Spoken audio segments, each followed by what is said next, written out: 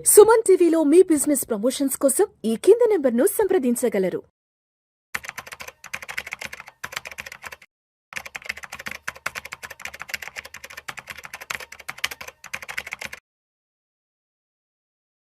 అనిల్ గారు నమస్తే సార్. నమస్తే అండి. అనిల్ గారు, లాస్ట్ 3-4 ఇయర్స్ నుంచి పిఎంఎస్ కూడా బాగా బజ్ క్రియేట్ చేస్తుంది.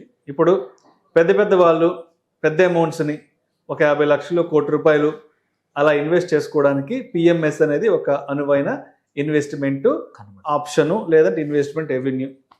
సరే, ఇప్పుడు పిఎంఎస్లో ఇన్వెస్ట్ చేయడానికి ఏంటి ద బెస్ట్ 5 రీజన్స్? ఎస్, ఇలాంటి ఒక 5 రీజన్స్ కనుక మనం ట్రస్ట్ చేసినట్లయితే పిఎంఎస్లో ఇన్వెస్ట్ చేయొచ్చు అని చెప్పడానికి ఏం కారణాలు ఉన్నాయి?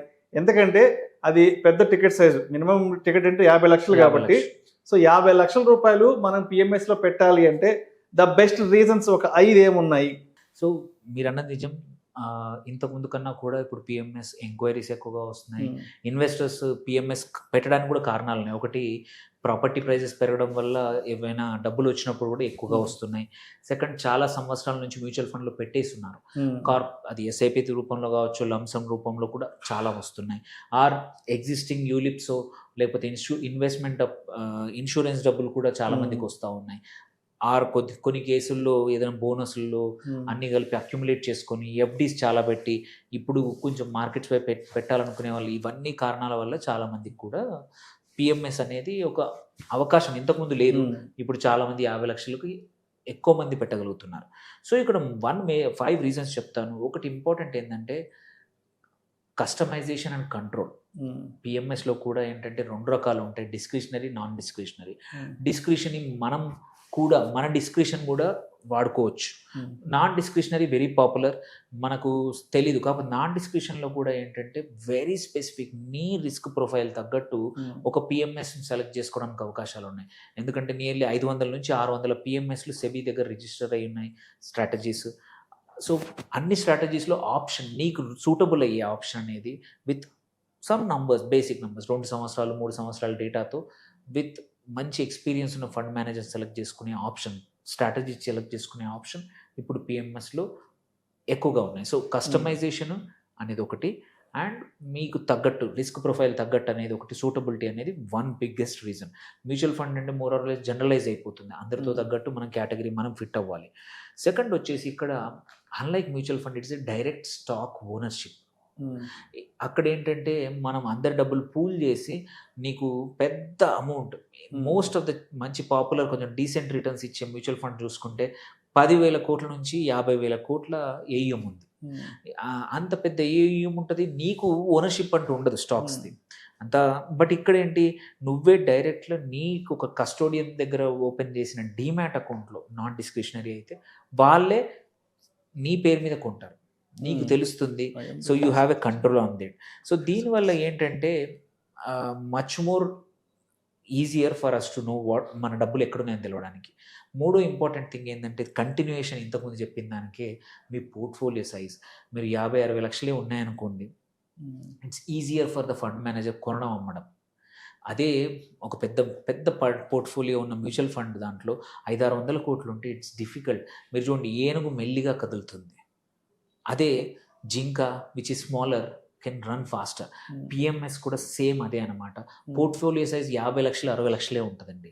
అప్పుడు మ్యాక్సిమం ఒక్క స్టాక్కి అలొకేషన్ 10%.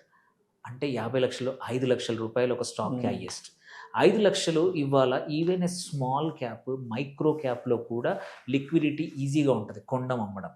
వెరాజ్ ఇమాజిన్ ఒక మ్యూచువల్ ఫండ్లో ఒక 10,000 కోట్లు ఉన్న ఫండ్లో 10% కూడా కాదు, 7%, 6% అలొకేషన్ ఒక స్టాక్కి ఇస్తే యు ఆర్ లుకింగ్ ఎట్ 600 కోట్లు 700 కోట్లు. దాట్ మచ్ అమౌంట్ ఆఫ్ స్టాక్ని ఏదన్నా న్యూస్ వచ్చిందో, ఏదైనా ప్రాబ్లం వస్తే అమ్మాలంటే కొన్ని రోజులు పడుతుంది. అమ్మినా కానీ అనుకున్న ప్రైస్ రాదు ఫండ్ మేనేజర్. అందుకే రిటర్న్స్ యావరేజ్ అయ్యి స్మూత్ అయ్యి తగ్గుతాయి. పిఎంఎస్లో అట్లా కాదు, ఫండ్ మేనేజర్ బాగా వర్క్ చేస్తే మీకు ఇండెక్స్ కన్నా కూడా మ్యూచువల్ ఫండ్ 2-3% ఎక్కువ ఇస్తుంది అంటాము, కుదిరితే 4% వరకు ఇస్తుందంట. బట్ పిఎంఎస్లో ఫండ్ మేనేజర్ అజైల్ ఉండి మంచి పోర్ట్ఫోలియో మేనేజ్మెంట్ స్ట్రాటజీ వాడి క్విక్గా ఉంటే మాత్రం 15-20% హయ్యర్ దాన్ ఇండెక్స్ వచ్చే పాసిబిలిటీ ఉన్న ఫండ్స్ ఉన్నాయి. మార్కెట్స్ కన్నా కూడా ఈజీగా 10-15% హయ్యర్ రిటర్న్ జనరేట్ చేస్తాయి. సో ఎవరైతే ఇది fourth reason, concentrated higher returns కావాలనుకునే వాళ్ళకు పిఎంఎస్ఆర్ బెస్ట్ బెట్. ఎవరికైతే టైం దొరకట్లేదు, వాళ్ళకు మార్కెట్ నాలెడ్జ్ ఉంది, డైరెక్ట్ స్టాక్స్ ఎక్స్పోజర్ కావాలి బట్ టైం లేదు, అలాంటప్పుడు పిఎంఎస్కి వెళ్తే ఏంటంటే ఒక ఫండ్ మేనేజర్ మీరు suppose me risk appetite small and mid cap తీసుకునే అవకాశం ఉంది, అట్లాంటి ఫండ్ పిఎంఎస్ని తీసుకోవచ్చు. లేదు నేను కొంచెం conservative but still direct equity కావాలంటే large and mid cap oriented equity తీసుకోవచ్చు. లేదు నాకు డైవర్సిఫైడ్ కావాలంటే డైవర్సిఫైడ్ పిఎంఎస్లు ఉన్నాయి. లేదు నాకు హైబ్రిడ్ పిఎంఎస్లు కావాలంటే ఉన్నాయి. మల్టీ యాసెట్ పిఎంఎస్ కావాలంటే మల్టీ యాసెట్ పిఎంఎస్లు ఉన్నాయి. So it is depends on you. నీ పోర్ట్ఫోలియో అనేది మనం చేసుకోవచ్చు అండ్ కాన్సన్ట్రేట్ చేసుకోవచ్చు.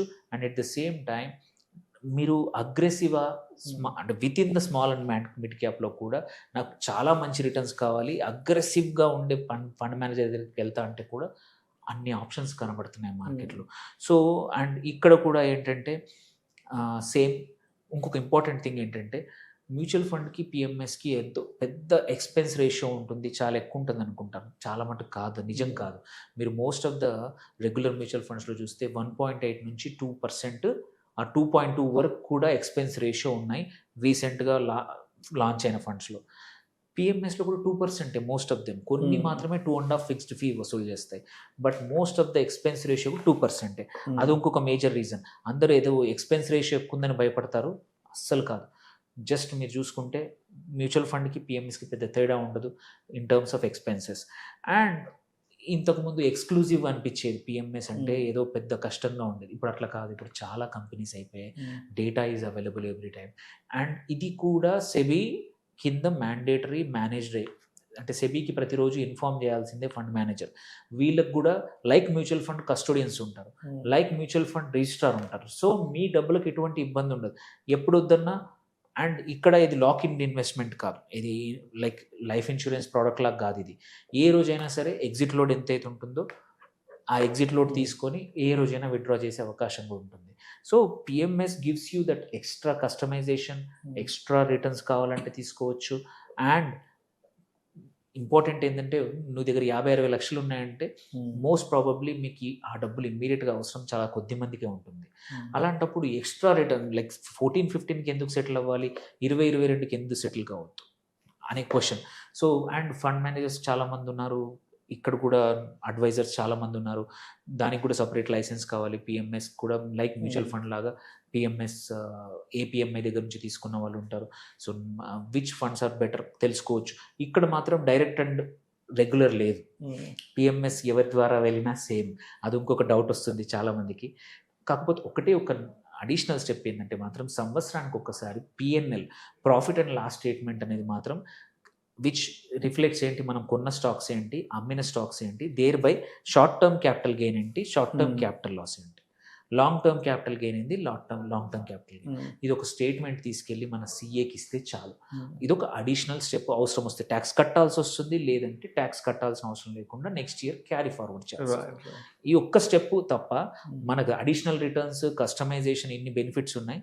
సో ఎవరైనా సరే ఉంటే మాత్రం ఎక్స్ప్లోర్ చేస్తే మాత్రం మంచి రిటర్న్స్ ఇక్కడ నుంచి వచ్చే అవకాశం ఉన్నాయి. Right sir. Thank you sir. Thank you so much Anil గారు. థ్యాంక్ యూ అండి. సో పిఎంఎస్లో ఇన్వెస్ట్ చేయడానికి ఉన్నటువంటి ద బెస్ట్ 5 కారణాలు ఏంటి అన్న దాని గురించి చక్కగా మన ఆడియన్స్తో షేర్ చేసుకుని థ్యాంక్ యూ సో మచ్ అండి.